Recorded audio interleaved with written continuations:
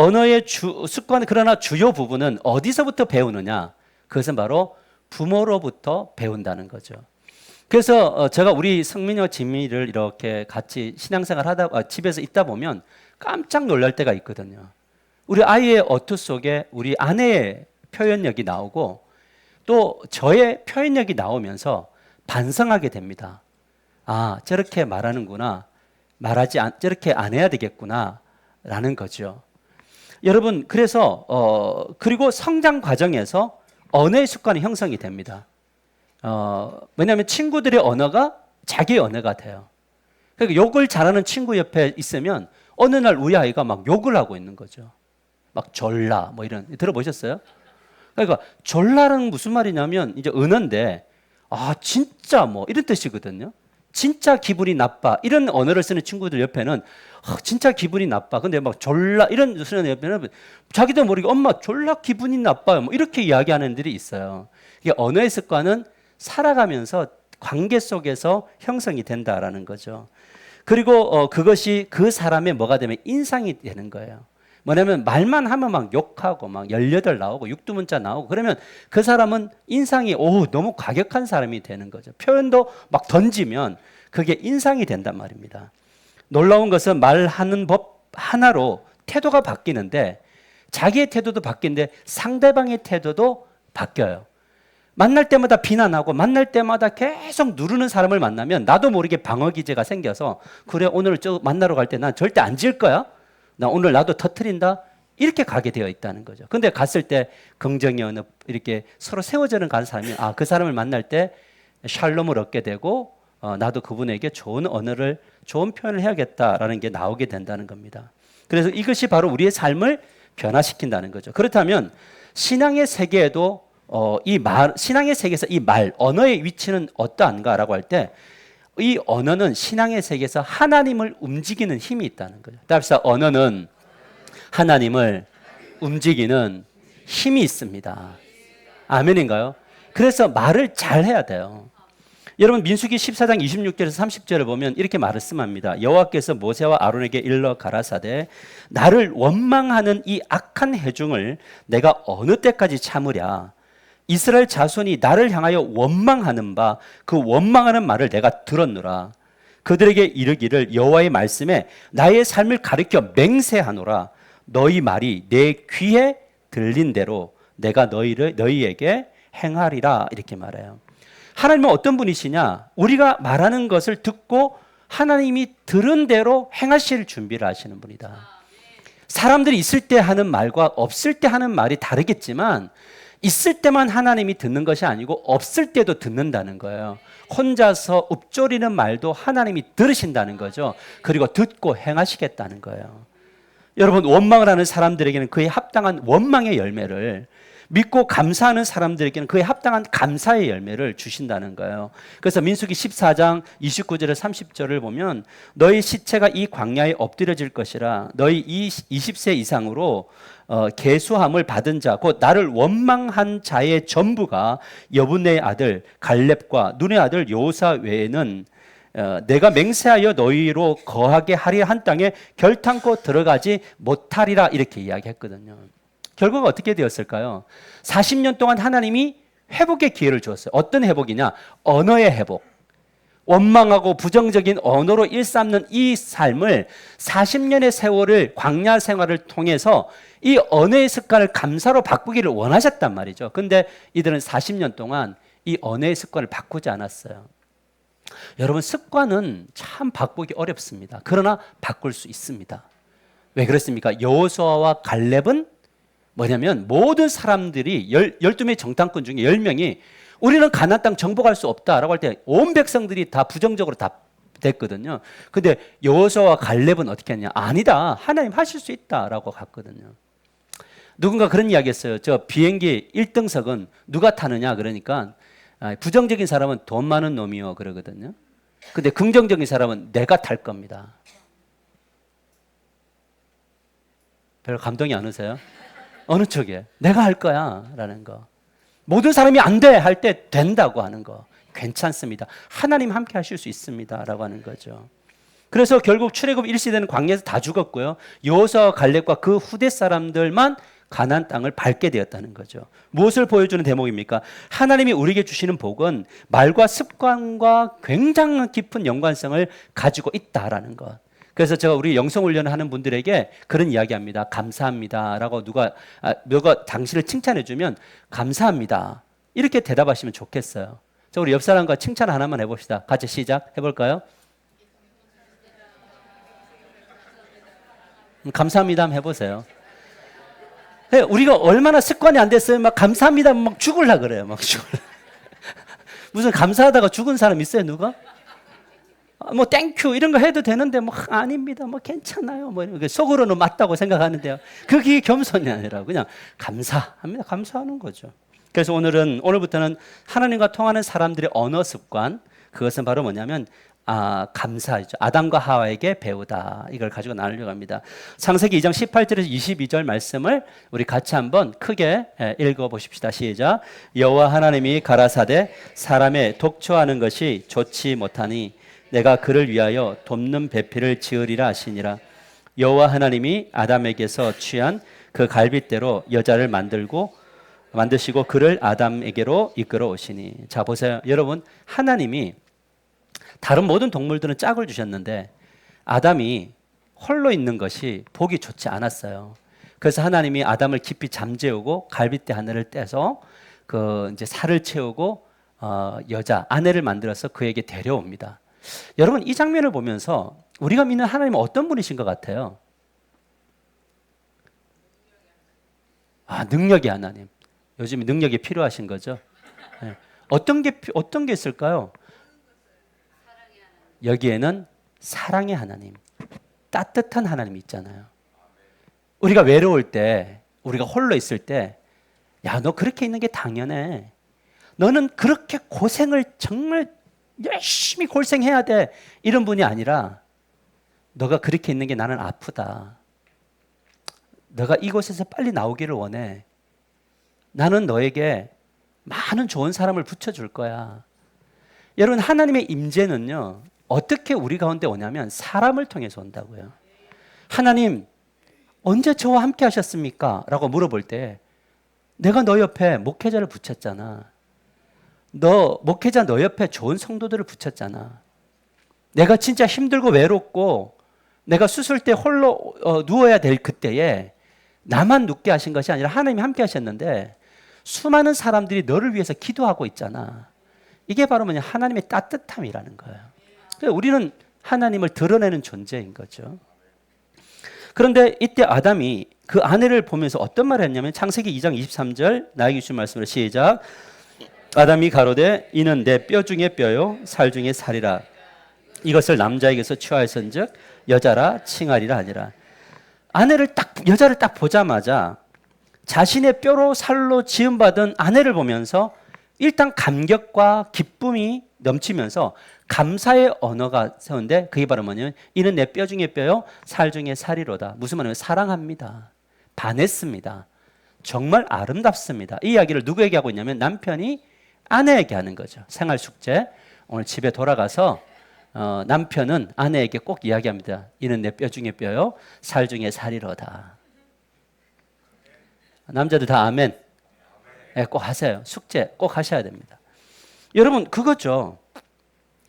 여러분, 이것이 바로 뭐냐면 이렇게 가정이 세워졌는데 그 가정은 어떤 언어가 일어났냐? 서로 세우고 서로를 인정하고 서로를 격려하고 그런 것들이 세워진다는 거죠. 그렇게 아름다운 가정으로 에덴 동산에서 신혼이 시작이 됩니다.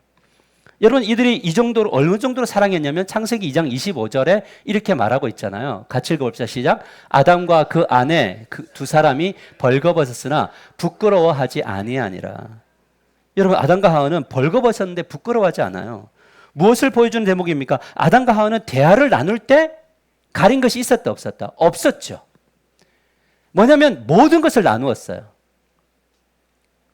여보, 내가 지금 비상금 통장을 만들고 있어. 남자들 굉장히 긴장하시는데 이런 것들, 내가 오늘 이런 감정이 있었어.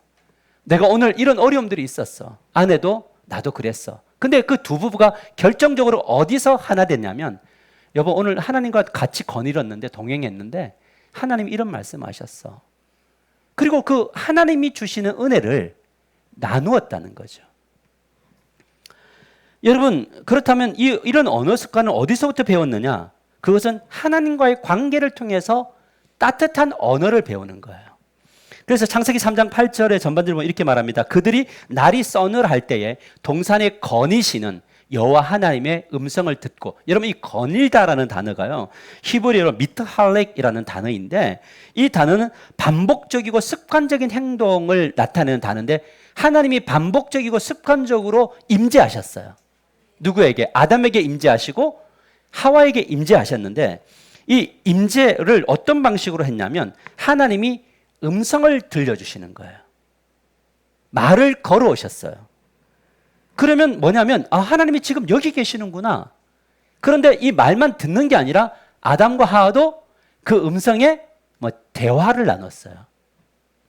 그러니 뭐냐면 하나님의 임재는 하나님이 우리 함께 하신다가 뜬금없는 이야기가 아니라 말을 걸어오시고 말을 하는 방식으로 하나님의 임재를 경험했다라는 거죠. 이것을 뭐라고 이야기하느냐? 성경은 동행. 이 동행이라는 단어는 산책이라는 단어하고 똑같은데 거닐다 라는 단어하고 똑같아요. 거닐다, 산책하다, 동행하다. 누구와 함께? 하나님의 손을 붙들고, 중앙에 누구를 모시고요? 하나님을 모시고 동행하는 겁니다. 그것을 잘 보여주는 게, 하나님은 우리 구원받은 사람들에게 있어 가장 좋은 선물이 뭐냐? 그것은 하나님과 동행하는 특권이 주어졌고요, 하나님과 대화 나누는 특권이 주어졌고, 하나님의 음성을 듣는 특권이 주어졌다는 거예요. 이 특권이 여러분들에게 풍성하게 임하게 되기를 축복합니다. 그곳에서 대화하고 공감하고 긍정하고 부정하는 느낌들을 다 배우는 거죠.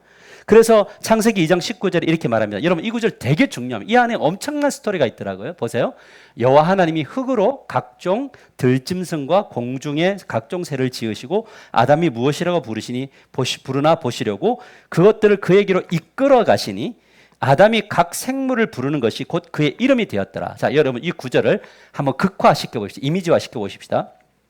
어느 날 하나님이 동물과 새를 지으셔서 다 끌고 옵니다. 그러면 아무 소리 없이 왔을까요? 뭐 쿵쿵쿵쿵 하고 왔을까요?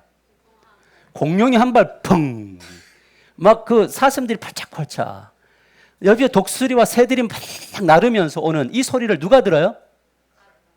아담이 딱 보는 거죠. 누가 데리고 오고 있냐? 하나님이 그를 데리고 오고 있는 겁니다. 그리고 뭐라고 하냐면 질문을 딱 데려놓고 아담을 세워놓고 하나님이 이야기하는 거죠. 아담아, 내가 이 창조물들에 대해 이름을 지을 수 있는데 이 이름을 너가 좀 지어줬으면 좋겠다. 이 이름을 한번 지어보렴, 이렇게 이야기합니다. 그래서 하나님의 형상으로 지음받은 아담은 동물의 이름을 불러다가 너는 사자, 너는 사우루스, 뭐 이렇게 너는 독수리, 너는 매, 이렇게 이제 이름을 지어주는 겁니다. 그러면서 아담이 그런 이야기하죠. 하나님에게. 하나님, 이 사자 이름은 어떨까요? 그때 하나님이 물어봐요. 너가 이 동물을 사자라고 지은 이유가 뭐니? 하나님 이런 용맹스럽게 생겼고요, 멋져요. 그래서 저는 사자라고 부르고 싶어요 라고 이야기할 때 하나님이 긍정의 언어로, 야, 너가 진짜 지혜롭구나. 너가 결정한 거를 내가 인정한다. 잘했다. 그러니까 그 현장은 어떤 현장이냐? 하나님의 임재는 굉장히 따뜻하고 굉장히 힘을 얻고 은혜가 넘치는 것이 하나님과의 만남이다라는 거죠. 하나님과 동행하면서 하나님, 제가 이번에 이 결정을 했어요. 하나님 어떠세요? 라고 물어봤는데 하나님이 그러는 거죠. 아, 상훈아, 이번에는 좀 멈추면 좋을 것 같아. 왜요, 하나님? 이런 이유 때문에. 나를 믿고 좀 멈춰봐. 그럼 멈추는 거죠. 근데 좀 갔으면 좋겠어. 그러면 가는 겁니다. 여러분, 하나님의 대화 방식을 보면요, 어떤 특징이 있냐면 첫 번째가 뭐냐면 아담에 대한 신뢰를 바탕으로 대화를 나눴다는 거예요. 여러분, 하나님이 다 하실 수 있는데 하나님은 우리를 신뢰하십니다. 하나님이 여러분을 다 이끌실 수 있는데 하목사를 신뢰하셔서 이 하나교회 하목사가 이 하나님의 백성들, 하나님의 양들을 이끌도록 저를 이곳에 목사로 세우셨어요. 여러분의 가정을 하나님이 통치하실 수 있는데 하나님이 부모된 자들에게 가정을 맡기셨다고요. 신뢰인가요? 신뢰죠. 하나님은 여러분을 신뢰하십니다. 둘째는 뭐냐면 상대방 중심으로 대화를 나누셨어요. 너가 한번 해봐봐. 너 생각은 어떠니? 내 생각은 여기 없죠. 하나님이 증거죠. 먼저 누구로? 너 생각은 어떠니? 여러분 여기에 무엇이 있냐면 존중이 있고요. 너가 그렇게 이름을 찾는 이유에 대한 들으려고 하는, 경청하려고 하는 태도가 있어요. 하나님은 어떤 분이시냐? 우리를 존중하시고 경청하시는 분이세요. 우리는 이걸 배워야 돼요. 세 번째는 뭐냐면 긍정적으로 대화를 유도하시면서 진심을 담아 칭찬하십니다. 아담이 지은 그 이름을 뭐냐면 인정하는 거죠. 아, 그거 아니야. 아담, 네 틀렸어. 이거는 사자라고 하면 안 돼. 이건 호랑이라고 해야 돼. 이렇게 한 것이 아니라 긍정해 주시고 인정해 주시고 격려해 주시는 거예요. 그렇게 아담은 하나님과 함께 거닐면서 말하는 방식, 대언하는 방식을 배웠고 그 방식을 누구에게 이양시켰냐면 아내에게 적용시킨 거예요. 그리고 두 부부는 그렇게 하나님의 대화법을 가진 거죠. 그렇다면 우리는 어떤 방식으로 하나님의 대화를 나눌 수 있는가? 두 가지 수단이 있어요. 첫 번째는 하나님의 음성을 들어야죠. 어떻게 됐습니까? 그것은 이 66권의 말씀을 통해서 하나님의 음성을 듣는다는 겁니다. 이거는 글자가 아니라는 거예요. 따라서 성경은 글자가 아니다. 따라서 성경은 하나님의 말씀이다. 아멘. 오늘 이 설교도 하나님이 여러분에게 말하는 거죠. 아멘이죠. 우리가 성경 공부를 하며 우리가 말씀을 읽으며 그것을 통해서 뭐냐면 하나님 나는 음성 듣기 원합니다. 주님 말씀해 주십시오. 설교를 들을 때도 하나님 음성 듣기를 원합니다. 근데 놀라운 게 뭔지 아세요? 제가 똑같은 설교를 하는데 사람들마다 하나님이 들려주시는 음성이 다르다는 겁니다. 각자 적용이 다르더라고요. 너무 특이해요. 어떤 분들은 그런 이야기해요. 오늘 목사님이 어제 지난번에 나 누구하고 이야기한 걸 들었나? 이런 분이 있어요. 근데 어떤 분들은 아닌 분들도 있어요. 왜 그럴까요? 들으려고 하는 태도예요. 근데 말씀을 듣다 보면 이해가 되나요? 다 이해가 되세요? 하나님 음성이? 저는 이해가 안 돼요. 성경을 읽다가 설교를 해야 되는데 이해가 안 되면 그 다음에 진도를 못 나가요. 그럼 뭐 하는 줄 아세요? 다시 또 찾아보고 기도해보고 하나님 이것을 어떻게 전하라는 말입니까? 저도 이해가 안 되는데 성도가 이해가 될 수 있겠습니까? 하나님 이거 어떻게 해석해야 됩니까? 묵상하고 기도하다 보면요 하나님이 그거를 이해하게 하시고 그걸 적용할 수 있는 것들을 주신다는 거죠. 이게 바로 뭐냐? 기도다라는 거예요. 하나님의 말씀에 대한 반응, 이게 기도죠. 원수를 사랑하라. 하나님 무슨 소리 하시는 거냐고요. 원수를 어떻게 사랑합니까? 하나님 분을 내어도 해지기 전까지 다 풀어라. 되나요? 우리 여자 성도님들? 아닌 척하지 마시고 되나요? 오늘 열받았는데 주님의 말씀을 힘입어서 오늘 저녁에 이걸 삭히리라 없애리라 돼요? 안 돼요? 잘하는 게 불가능하죠. 우리는 거기서 기도하는 겁니다. 하나님 할 수 없습니다. 그리고 뻗팅기기도 하고요. 어쩔 때는. 맞아요? 어제 열받은 게 내일 아침에 밥상에도 열이 나오나요? 반찬 달라지고 뭐 차려주지만 뭐 툭툭 하고 그냥 혼자 먹으라 하고 뭐. 여러분 우리가 말씀을 들어도 이해가 안 될 때 하나님 앞에 기도하고 묵상하고 하다 보면 그 안에 하나님의 따뜻함과 하나님의 만지심이 나를 어루만질 때 그때 뭐가 되면 나도 모르게 하나님의 언어와 하나님의 방식이 나오게 된다는 거죠. 여러분 이처럼 하나님이 우리를 대화를 나누실 때 그 중심에는 뭐가 있냐면 존중함이 있더라는 거죠.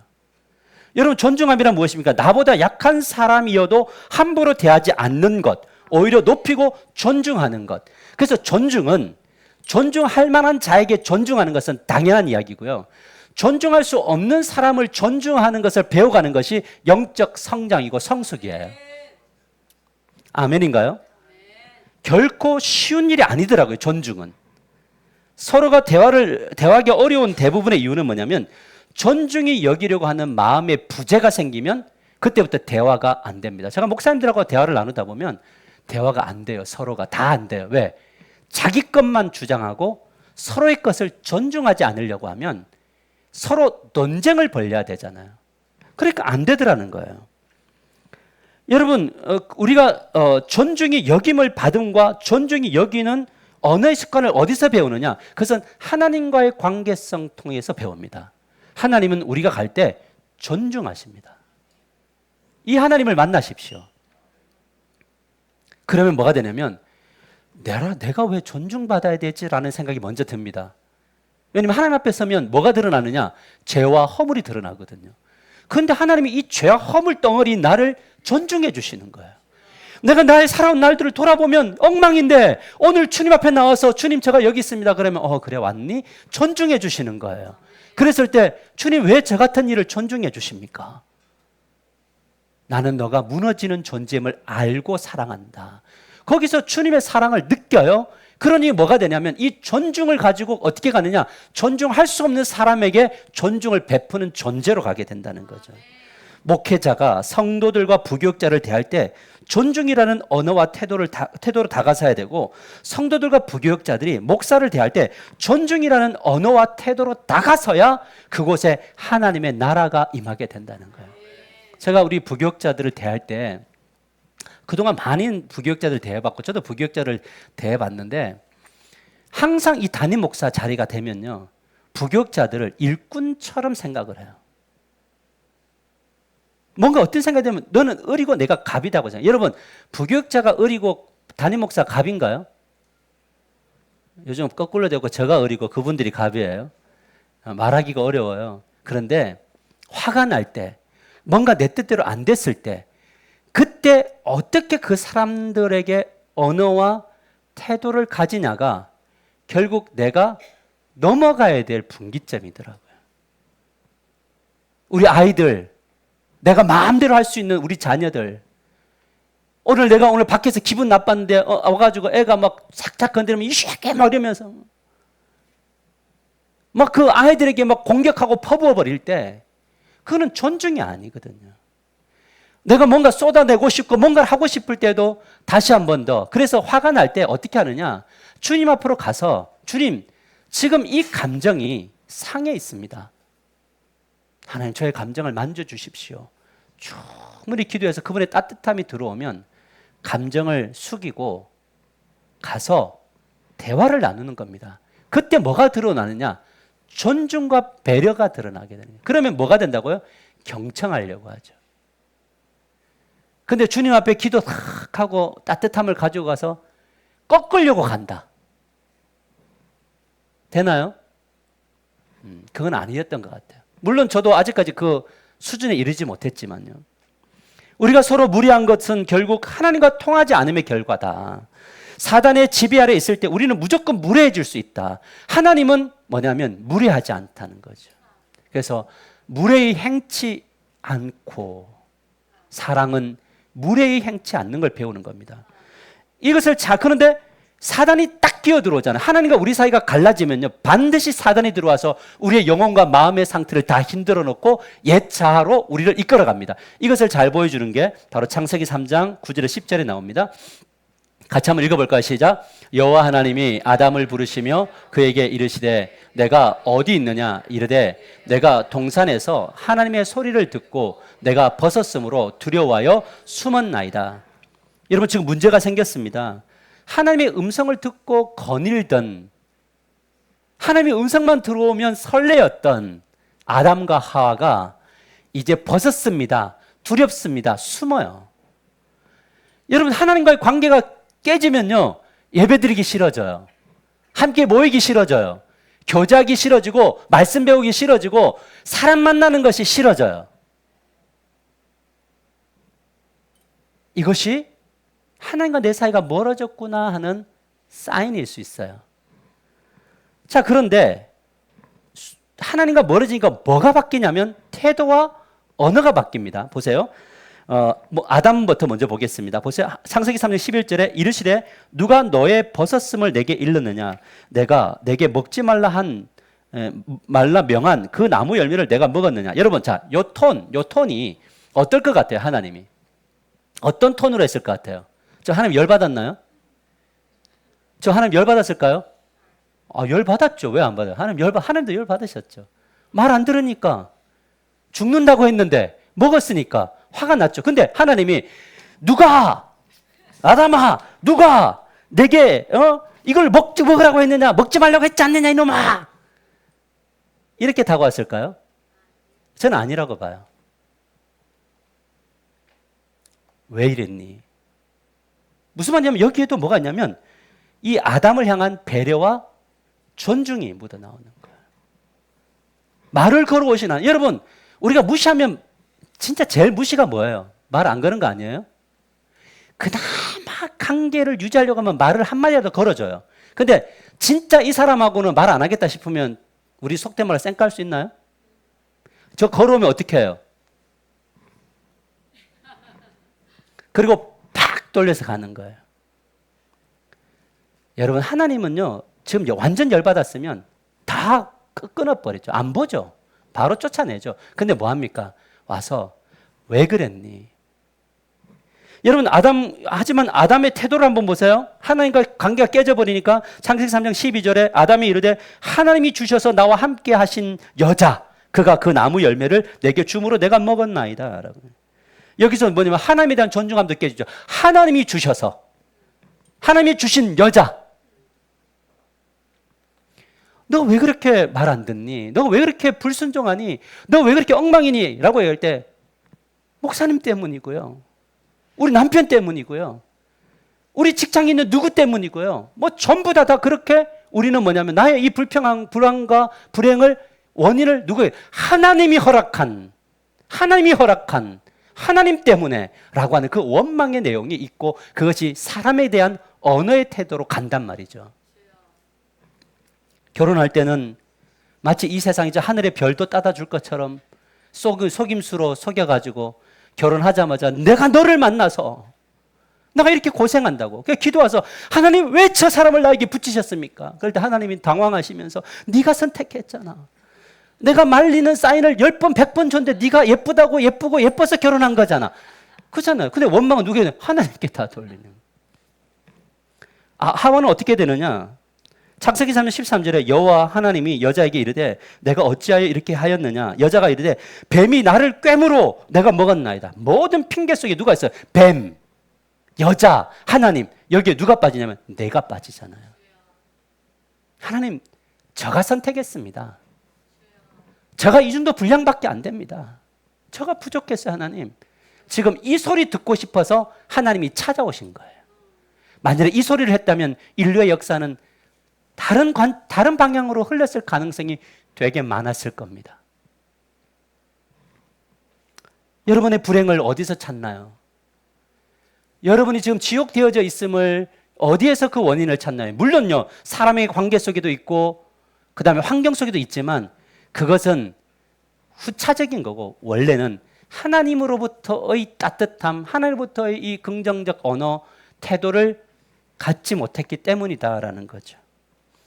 그런데 놀라운 것은요, 존중과 배려가 상실된 이들의 언어 습관이 그 아들 가인에게도 흘렀다는 거예요. 여러분 창세기 4장 9절에 보면요, 여호와께서 가인에게 이르되 내 아우 아벨이 어디 있느냐? 그가 이르되 내가 알지 못하나이다. 내가 아우를 치는 자이니까. 이렇게 아우를 죽였잖아요. 왜 죽였어요? 왜 죽였습니까? 존중과 배려가 없으니까요. 저 동생은 항상 내 미쳐야 되는데 저놈이 하나님께 더 인정을 받고 치고 올라오니 존중할 수 없으니 죽여버리는 거잖아요. 우리가 교회 안에도 보면 나중된 자가 먼저 될 때 그 사람을 존중하지 않으면요, 나중된 자가 먼저 되는 꼴을 못 보는 겁니다. 저는 우리 하나교회가 그런 꼴을 보는 교회가 되기를 축복합니다. 안 이거 못 보겠으면 앞서 가세요. 이런 거 아멘 하는 거야, 이렇게. 못 보겠으면 치고 가세요. 아니, 길은 다 열려 있습니다. 맞죠? 쉬운 거예요. 여러분 이것을 알아야 됩니다. 하나님과 소통을 단절하고 사단의 이끌림을 받으면 하나님과 사람에 대한 존중이 사라지게 되더라고요. 가정 안에서 부모와 부부 간에 사이가 거칠어지고 성도와 성도 사이가 거칠어지고 더 나아가 세상에 대하여 언어와 태도가 거칠어지며 그곳에 하나님의 나라가 임하지 않더라는 거죠. 이게 교회가 시끄러운 교회는요, 존중과 배려가 없어요. 존중하지 않아요. 시끄러운 가정은요, 존중하지 않아요. 여러분 동등해요. 다 존중받아야 되고 다 사랑받아야 돼요. 우리 어린 아이들에게도 존중과 배려가 우리 아이들에게 있어야 돼요. 그래야지 그 아이들도 존중과 배려의 마음을 배워갑니다. 그래서 여러분, 하나님이 주신 땅에서 함께하는 사람들에 대한 존중과 배려의 마음이 막 사라지고 있고 언어가 거칠어지고 자두 다툼이 일어나면 뭘 점검해야 되느냐? 어디로 가야 되느냐? 법원이 아니에요. 어디로 가야 되냐면 하나님 앞으로 와서 그 안에 있는 것들을 다 쏟아놔야 돼요. 충분히. 그리고 말씀을 붙들고 묵상하며 내 안에 말씀하신 하나님의 음성을 들어야 되고, 그리고 때로는 읊조리도, 때로는 소리내어서, 때로는 묵음으로 하나님 앞에 기도하는 겁니다. 그리고 하나님과 통하는 사람이 되면 그 안에 뭐가 되냐면 서서히 하나님 나라의 태도와 언어가 회복되게 되고, 그런데 상대방이 변하지 않으면 아프잖아요. 그럼 뭐 하냐면 하나님 앞에 기도하고, 하나님 이분을 만져주세요. 결국은 뭐냐면 우리의 인생은 내가 다 변화시킬 수 없으니까 아플 때는 이제 그 모든 영역을 누구에게 맡기느냐? 하나님 앞에 맡기는 거예요. 이게 바로 뭐냐면 믿음이에요. 이런 모든 것들이 목장 안에서 실현되고 구현되어지기를 축복합니다.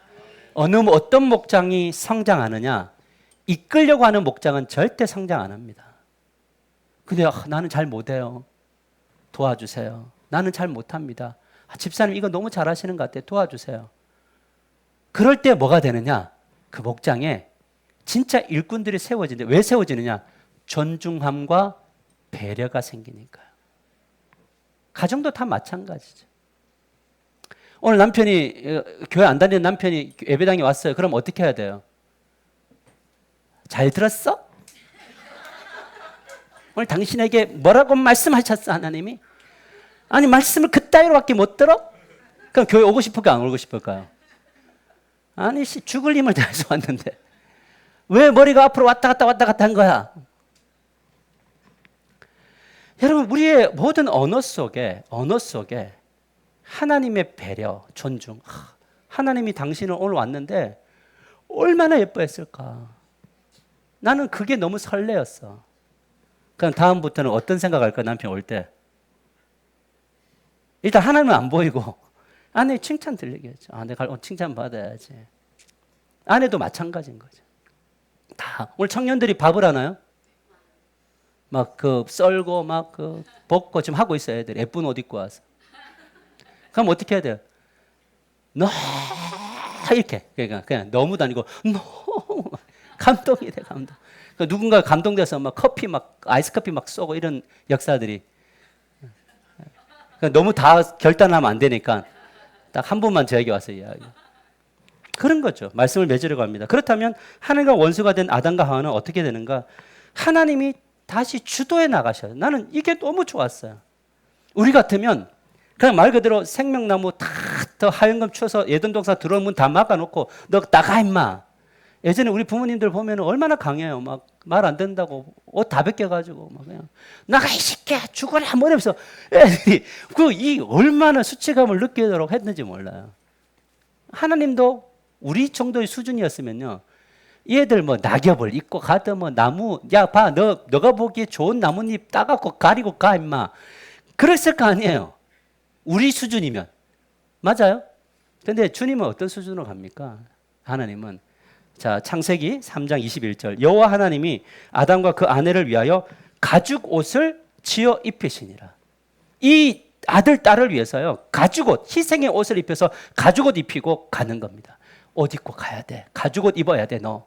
무슨 말을 하고 있는 거냐면 아담과 하와를 끝까지 존중하고 배려하며 내가 너를 놓지 않을 거야. 너하고 함께 갈 거야. 이 하나님의 열심이 결국 그를 구원에 이르게 했다는 거죠.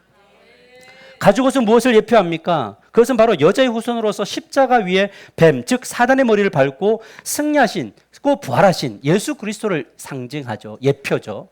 예표를 입고 갔습니다. 그런데 우리도 그러면 가죽옷을 입었나요, 오늘? 입었죠. 그 가죽옷이 뭐냐? 로마서 13장 14절에 이렇게 말씀합니다. 로마서 13장 14절 같이 한번 읽어봅시다. 시작. 오직 주 예수 그리스도로 옷 입고 정욕을 위하여 육신의 일을 도모하지 말라. 우리가 누구의 옷을 입었다고요? 예수 그리스도의 옷을 입었다고요. 오늘 여러분들이 입고 있는 이 명품 옷이 아니라 이런 것과는 비교할 수 없는 뭐냐면 그리스도로 옷 입었다고요.